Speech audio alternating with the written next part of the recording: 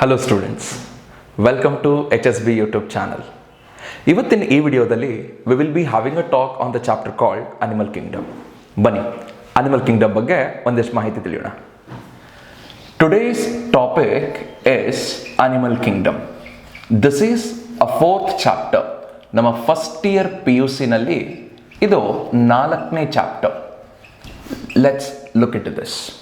ಈ video it's all about the introduction to the chapter. ಮಕ್ಕಳೇ, ನಮ್ಮೆಲ್ಲರಿಗೂ ತಿಳಿದಿರೋ ಹಾಗೆ there are millions of species in this world. ಜಗತ್ತಿನಲ್ಲಿ ಮಿಲಿಯನ್ಸ್ ಆಫ್ ಸ್ಪೀಷೀಸ್ಗಳಿದೆ ಅಲ್ವಾ? ಈ ಮಿಲಿಯನ್ಸ್ ಆಫ್ ಸ್ಪೀಷೀಸನ್ನು there are so many taxonomist, ಎಷ್ಟೋ ಟ್ಯಾಕ್ಸಾನಮಿಸ್ಟ್ಗಳು ಬಂದು ಅದನ್ನು ಗ್ರೂಪ್ ಮಾಡ್ಲಿಕ್ಕೆ ಹೇಳಿದ್ದಾರೆ. ನಾವು first of all if I talk about first way of classified, ನೋಡಿ, ಇಷ್ಟು ಗಾತ್ರದಲ್ಲಿರ್ತಕ್ಕಂಥ ಸ್ಪೀಷೀಸ್ಗಳನ್ನು, ಅಂದರೆ we have millions of species, ಅವುಗಳನ್ನ ಕಲಿಬೇಕಂತಂದರೆ ಮೊದಲು ನಾವು ಗ್ರೂಪ್ ಮಾಡ್ಕೊಳ್ಬೇಕು. If we want to learn a species, ಮೊದಲು ನಾವು ಏನು ಮಾಡ್ಕೊಳ್ಬೇಕು? ಗ್ರೂಪನ್ನು ಮಾಡ್ಕೊಳ್ಬೇಕು. ಅಂದರೆ I want you to classify. ಸುಮ್ಮನೆ ಯೋಚನೆ ಮಾಡಿ, ನೀವು ಯಾವುದೋ ಒಂದು ಹೈಪರ್ ಮಾರ್ಕೆಟ್ಗೆ ಹೋದಾಗ, ರಿಲಯನ್ಸ್ ಫ್ರೆಶ್ ಆಗಿರ್ಬೋದು ಅಥವಾ ಡಿಮಾರ್ಟ್ ಆಗಿರ್ಬೋದು, ಇಂತಹ ಹೈಪರ್ ಮಾರ್ಕೆಟ್ಗಳಿಗೆ ಹೋದಾಗ ಎಲ್ಲ ವಸ್ತುಗಳನ್ನ ಅವ್ರು ಹೇಗೆ ಜೋಡಿಸ್ತಿರ್ತಾರೆ? ಅವರೆಲ್ಲರೂ ಕೂಡ ಕ್ಲಾಸಿಫೈ ಮಾಡಿರ್ತಾರೆ. ಗ್ರಾಸರೀಸ್ ಒಂದು ಕಡೆ, ಡೇರಿ ಐಟಮ್ಸ್ ಒಂದು ಕಡೆ, ಚಾಕ್ಲೇಟ್ಸ್ ಒಂದು ಕಡೆ, ಐಸ್ ಕ್ರೀಮ್ಸ್ ಒಂದು ಕಡೆ, ಗಾರ್ಮೆಂಟ್ಸ್ಗಳು ಒಂದು ಕಡೆ, ಎಲೆಕ್ಟ್ರಿಕ್ ಮೆಟೀರಿಯಲ್ಸ್ ಒಂದು ಕಡೆ ಅಲ್ವಾ? ಅದೇ ರೀತಿ ನಮಗೆ ಕಲೀಲಿಕ್ಕೆ ಸುಲಭ ಆಗಲಿಕ್ಕೋಸ್ಕರ ಮೊದಲು ಇಷ್ಟು ಮಿಲಿಯನ್ಸ್ ಆಫ್ ಆರ್ಗ್ಯಾನಿಸಮ್ಸ್ಗಳನ್ನು ನಾವು ಗ್ರೂಪ್ ಮಾಡ್ಕೊಳ್ಬೇಕು. I mean we have to first classify the species. There are so many taxonomist came forward to group it. ಅದ್ರಲ್ಲಿ ಮೊದಲಿಗೆ ಯಾರು ಅಂತಂದರೆ, ಇನ್ ದ ಇಯರ್ ಯಾವತ್ತು 1758, in the year 1758, there was a person called Carolus Linnaeus. There was a person called Carolus Linnaeus. ಈತ ಏನು ಮಾಡ್ತಾನೆ? ಎಲ್ಲ ಸ್ಪೀಷೀಸ್ಗಳನ್ನು 2 ಗ್ರೂಪ್ಸ್ಗಳಾಗಿ ಮಾಡ್ತಾನೆ. He come forward to classify and group into 2. ಯಾವ್ದು? ಒಂದು ಹಿ ಕಾಲ್ ಇಟ್ ಆಸ್ ಪ್ಲಾಂಟೆ, ಒಂದನ್ನು ಪ್ಲಾಂಟೆ ಅಂತ ಕ್ಲಾಸಿಫೈ ಮಾಡ್ತಾನೆ, ಮತ್ತೊಂದನ್ನು ಈ classify as a Animalia. This is the first way or the first attempt to classify the living beings. ಜಗತ್ತಿನಲ್ಲಿರ್ತಕ್ಕಂಥ ಎಲ್ಲ ಜೀವಿರಾಶಿಗಳನ್ನು ಮೊದಲನೇ ಬಾರಿ ಕ್ಲಾಸಿಫೈ ಮಾಡ್ಲಿಕ್ಕೆ ಹೊರಟಿದ್ಯಾರು? That is Carolus Linnaeus in the year 1758 into 2, that is Plantae and Animalia. ಇದನ್ನು ನಾವು 2 kingdom classification ಅಂತ ಕರೀತೇವೆ. 2 ಗ್ರೂಪ್ಸ್ಗಳಿರೋದ್ರಿಂದ ನಾವು ಇದನ್ನು 2 ಕಿಂಗ್ಡಮ್ ಕ್ಲಾಸಿಫಿಕೇಶನ್ ಅಂತ ಕರಿತೇವೆ. We call this as a 2 kingdom classification. ಮಕ್ಕಳೇ, ಇದೇ ರೀತಿ ಇನ್ನೂ ನಾನಾ ಬಗೆಯ ಕ್ಲಾಸಿಫಿಕೇಶನ್ಸ್ಗಳು ನಡೀತಾ ಇದ್ದಾವೆ. See I tell you the second one. In the year 1866, look at the board. In the year 1866, there was a person called Ernst Haeckel, ERNST, Ernst Haeckel. ಈತ ಏನು ಮಾಡ್ತಾನೆ? ಆಲ್ರೆಡಿ ಇರ್ತಕ್ಕಂಥ 2 ಕಿಂಗ್ಡಮ್ಗಳಿಗೆ 1 more ಕಿಂಗ್ಡಮ್ ಅನ್ನು ಆ್ಯಡ್ ಮಾಡ್ತಾನೆ. He will be adding 1 more kingdom to the 2 kingdom classification. So ಹಾಗಿದ್ರೆ ಯಾವುದದು?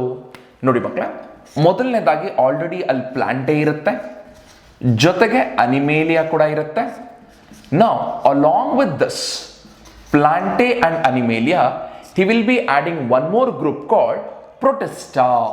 ನೋಡಿ, ಪ್ಲಾಂಟ್ಸ್ಗಳಲ್ಲಿ ಸಸ್ಯರಾಶಿ, ದಟ್ ಈಸ್ ಎಲ್ಲ ರೀತಿಯ ಪ್ಲಾಂಟ್ಗಳು, ಮರಗಳು, ಹರ್ಬ್ಸ್ಗಳು ಎಲ್ಲವೂ ಕೂಡ ಪ್ಲಾಂಟಲ್ಲಿರುತ್ತೆ. ಆ್ಯಂಡ್ ಎಲ್ಲ ರೀತಿಯ ಅನಿಮಲ್ಸ್ಗಳು ಅನಿಮೇಲಿಯಾದಲ್ಲಿ ಬರುತ್ತೆ. What about microbes? ಈ ಮೈಕ್ರೋಬ್ಗಳನ್ನು ಅರ್ನ್ಸ್ಟ್ ಹ್ಯಾಕೆಲ್ ಏನು ಮಾಡ್ತಾನೆ? ಪ್ರೊಟಿಸ್ಟಾಗೆ ಹಾಕ್ತಾನೆ. ಮಕ್ಕಳೇ, ಇದನ್ನು ನಾವು 3 ಕಿಂಗ್ಡಮ್ ಕ್ಲಾಸಿಫಿಕೇಶನ್ ಅಂತ ಕರಿತೀವಿ. We call this as a 3 kingdom classification. Next ಇನ್ನೂ ಒಬ್ಬರಿದ್ದಾರೆ who classified it. In the year 1938, 1938ರಲ್ಲಿ there was a person called Herbert Copeland. There was a person called Herbert Copeland. ಇವ್ರು ಏನು ಮಾಡ್ತಾರೆ? he gonna give a 1 more additional kingdom to the existing 3 kingdoms. Already ಇರ್ತಕ್ಕಂಥ ಪ್ಲಾಂಟೆ, ಅನಿಮೇಲಿಯಾ, ಪ್ರೊಟಿಸ್ಟಾಗೆ ಮತ್ತೊಂದು Kingdom ಅನ್ನು add ಮಾಡ್ತಾರೆ. ಯಾವುದದು? Already we had a Plantae, we had a Animalia and we had a ಯಾವುದಿದೆ? Protista. ಇದೆಲ್ಲದಕ್ಕೂ ಮತ್ತೊಂದನ್ನು ಆ್ಯಡ್ ಮಾಡ್ತಾರೆ, ದಟ್ ಈಸ್ ಮೊನೇರನ್ಸ್. ಮೊನೇರಾಗಳನ್ನು ಇದಕ್ಕೆ ಆ್ಯಡ್ ಮಾಡ್ತಾರೆ. ಸೊ ಇಲ್ಲಿಗೆ ನಮಗೆ 4 ಕಿಂಗ್ಡಮಿನ ಕ್ಲಾಸಿಫಿಕೇಶನ್ ಬಂತು. 4 ಕಿಂಗ್ಡಮ್ ಕ್ಲಾಸಿಫಿಕೇಶನ್ ವಿ ಒಬ್ಟೈನ್. ಗೊತ್ತಾಗ್ತಾ ಇದೆಯಾ? ಒಂದು ಕರೋಲಸ್ ಲಿನಿಯಸ್ ಕೊಟ್ಟಿರ್ತಕ್ಕಂಥ 2 ಕಿಂಗ್ಡಮ್, ಮತ್ತೊಂದು ಹರ್ನ್ಸ್ ಹ್ಯಾಕಲ್ ಕೊಟ್ಟಿರ್ತಕ್ಕಂಥ 3 ಕಿಂಗ್ಡಮ್, ಮತ್ತೊಂದು ಹರ್ಬರ್ಟ್ ಕಾಪ್ಲ್ಯಾಂಡ್ ಕೊಟ್ಟಿರ್ತಕ್ಕಂಥ 4 Kingdom. Now here we have a very important one. In the year 1969, the recent classification. In the year 1969, there was a person called R.H. Whittaker.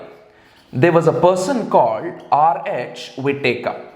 Makle, this guy going to add one more kingdom to the already existing 4 kingdoms.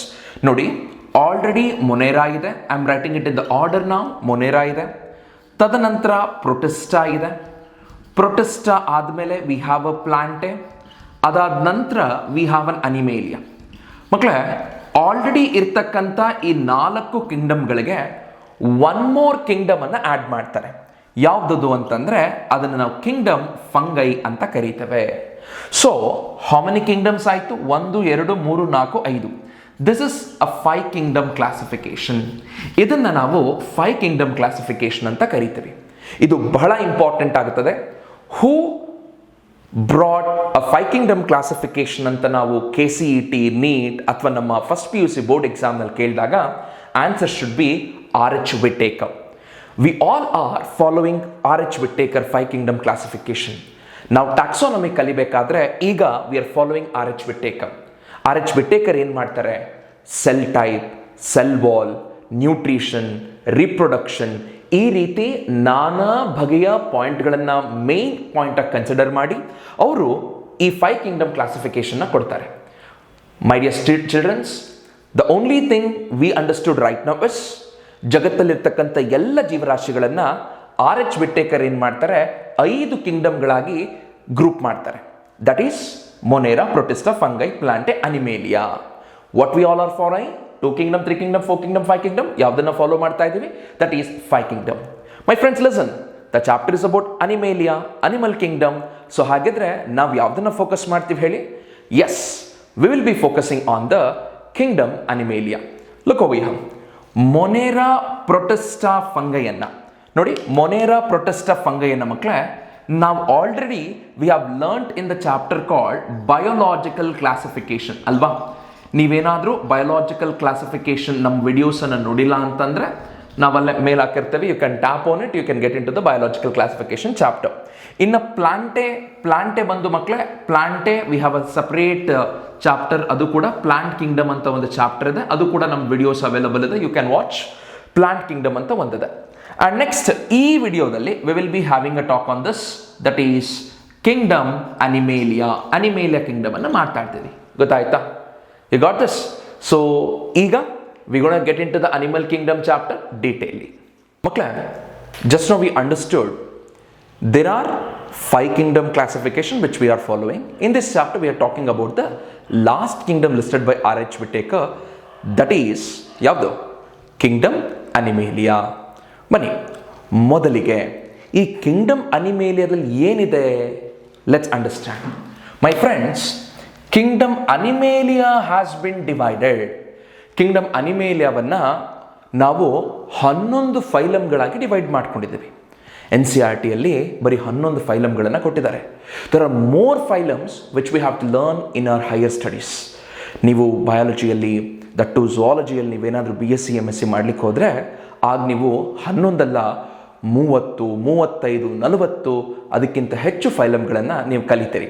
As of now let's stick on to the NCERT. ಕಲಿಯೋಣ ಬನ್ನಿ ಮಕ್ಕಳೇ. Kingdom ಅನಿಮೇಲಿಯಾ ಅಥವಾ animal ಕಿಂಗ್ಡಮ್ನಲ್ಲಿ ಎಷ್ಟು phylum ಇದೆ ಅಂತ ಹೇಳಿದೆ. ಮೊದಲು we need to know there are 11 phylums in the kingdom Animalia. ಹೌದು, 11 ಫೈಲಮ್ಗಳಿದ್ದಾವೆ. ಯಾವ್ದು? Let's have a quick look. Number 1, we have a phylum called Porifera. We have a phylum called Porifera. Number 2, we have a phylum called Cnidaria. Number 3, we have a phylum called Ctenophora. Number 4, we have a phylum called Platyhelminthes. Platyhelminthes ಆದಮೇಲೆ 5ನೇ phylum ಆಗಿ ಯಾವುದಿದೆ? We have Aschelminthes. Aschelminthus. Next we have Annelida. Annelida ಆದಮೇಲೆ we have Arthropoda. Arthropoda ಆದಮೇಲೆ we have Mollusca.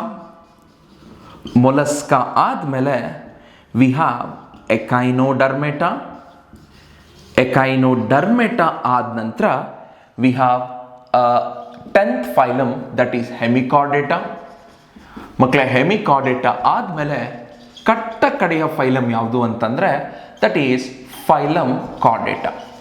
Totally ನಾವು ಈ ಚಾಪ್ಟರ್ನಲ್ಲಿ ಕಲಿಬೇಕಾಗಿರೋದು 11 ಫೈಲಮ್. ಇನ್ನೊಂದ್ಸಲಿ ಹೇಳ್ತೇನೆ: porifera, cnidaria, ctenophora, platyhelminthes, aschelminthes, annelida, arthropoda, mollusca, echinodermata, hemichordata, chordata. ನಾವು ಹೇಗೋ ಒಂದು ಕಿಂಗ್ಡಮನ್ನು 11 ಫೈಲಮ್ಗಳಾಗಿ ಮಾಡ್ಕೊಂಡ್ವಿ. ಯಾವ ಆಧಾರದ ಮೇಲೆ ನಾವು ಕ್ಲಾಸಿಫೈ ಮಾಡಿದ್ದೀವಿ? On what basis we have classified? That is the first topic in our kingdom Animalia or the animal kingdom. Let's look into the basis of classification. ಮಕ್ಕಳೇ, ಬೋರ್ಡ್ ನೋಡಿ. ಈಗಿನ ಟಾಪಿಕ್ ಏನಪ್ಪ ಅಂತಂದರೆ basis of classification. That is ಯಾವ ಆಧಾರದ ಮೇಲೆ ನಾವು classify ಮಾಡ್ಕೊಂಡಿದ್ದೀವಿ. ಗಮನ ಬೋರ್ಡ್ ಕಡೆನೇ ಇರಲಿ, ಸ್ಕ್ರೀನನ್ನೇ ನೋಡ್ತಾ ಇರಿ. ವಿ ನೋ ರೈಟ್, ನಾವು ಆಲ್ರೆಡಿ ಹೈಪರ್ ಮಾರ್ಕೆಟ್ ಎಕ್ಸಾಂಪಲ್ ಕೊಟ್ಟಾಗ ಬೇಸ್ಡ್ ಆನ್ ಸರ್ಟನ್ ಥಿಂಗ್ಸ್. ಈಗ ಫಾರ್ ಎಕ್ಸಾಂಪಲ್ ಗ್ರಾಸರೀಸ್ ಅಂತ ಒಂದು ಸೆಕ್ಷನ್. ಗ್ರಾಸರೀಸ್ನಲ್ಲಿ ರೈಸ್ ಒಂದು ಕಡೆ ಇಟ್ಟಿರ್ತಾರೆ, ವೀಟ್ ಅಂತ ಒಂದು ಕಡೆ ಇಟ್ಟಿರ್ತಾರೆ, ಅಥವಾ ಸೀರಿಯಲ್ಸ್ ಒಂದು ಕಡೆ ಇಟ್ಟಿರ್ತಾರೆ, ಮತ್ತು ಈ ಬೇಳೆ, ಕಾಳು, ಸಕ್ಕರೆ ಅವುಗಳನ್ನೆಲ್ಲ ಒಂದು ಕಡೆ ಇಟ್ಟಿರ್ತಾರೆ ಅಲ್ವಾ? ಸೊ ಹಾಗೆ ಒಂದು ಆಧಾರದ ಮೇಲೆ ಈ ರೈಸ್ ಅಂತ ಹೇಳಿದಾಗ we have many different varieties there. Sona Masuri ಇರ್ಬೋದು, ಅಥವಾ ಬಾಸ್ಮತಿ ಇರ್ಬೋದು, ಅಥವಾ ಒಳ್ಳೊಳ್ಳೆ ಈ ಬುಲೆಟ್ ರೈಸ್ ಅಂತ ಕರೀತಾರೆ ಅವುಗಳಿರ್ಬೋದು. ಅವುಗಳನ್ನೆಲ್ಲ ಒಂದೊಂದು ಪ್ಲೇಸಸ್ನಲ್ಲಿ ಇಟ್ಟಿರ್ತಾರೆ. So we have a way we have classifying it. ಮಕ್ಕಳು ಇಲ್ಲಿ ಗಮನ ಹರಿಸ್ಬೇಕು ನೀವು. ಯಾವ ಆಧಾರದ ಮೇಲೆ ಕಿಂಗ್ಡಮ್ ಅನಿಮೇಲಿಯಾವನ್ನು ನಾವು ಕ್ಲಾಸಿಫೈ ಮಾಡ್ತಾ ಇದ್ವಿ? We are taking a 6 basis of classification considering the 6 point. 6 ಪಾಯಿಂಟ್ಗಳನ್ನು ನಾವು ಗಮನಕ್ಕೆ ತಗೊಂಡು ನಾವು ಕ್ಲಾಸಿಫೈ ಮಾಡ್ತಾ ಇದ್ವಿ. ಯಾವುದದು 6 ಪಾಯಿಂಟ್ಗಳು? Please look at the board. Point number 1, that is a level of body organization. Look at the board. Level of body organization. ನಾವು ಯಾವ ಹಂತದಲ್ಲಿ ಬಾಡಿ ಆರ್ಗನೈಸ್ಡ್ ಆಗಿದೆ? I'll talk about this. Body organization. Okay. Next, ಎರಡನೇದು, that is symmetry. Symmetry. Second one is symmetry. Third one is germ layer. ಮೂರನೇ ಆಧಾರ ಯಾವುದು? Germ ಲೇಯರ್ನ ಗಣನೆಗೆ ತಗೊಂಡಿದ್ದೀವಿ. ನಾಲ್ಕನೇದು ವಿ ಹ್ಯಾವ್ ಸೀಲೋ. ಐದನೇದು we have metamerism. Whereas a sixth one is actually, you know what? Presence and absence of notochord. ಮಕ್ಕಳೇ, considering the 6 points, level of body organization, symmetry, germ layer, coelom, metamerism, notochord, based on the 6 bases we have classified the kingdom Animalia into 11 phylum. ಈ 6 ಪಾಯಿಂಟ್ಗಳನ್ನು ಗಣನೆಗೆ ತಗೊಂಡು ಮಕ್ಕಳೇ ನಾವೇನು ಮಾಡಿದ್ದೀವಿ? ಈ 11 ಫೈಲಮ್ಗಳಾಗಿ ಇಡೀ ಆರ್ಗ್ಯಾನಿಸಮ್ಸ್ಗಳನ್ನು ನಾವು ಗ್ರೂಪ್ ಮಾಡ್ಕೊಂಡಿದ್ದೀವಿ. ಈಗ it's time for us to know what is level of body organisation, what is symmetry, what is germ layer, what is coelom ಅದನ್ನು ನಾವು ಕಲಿಯೋಣ.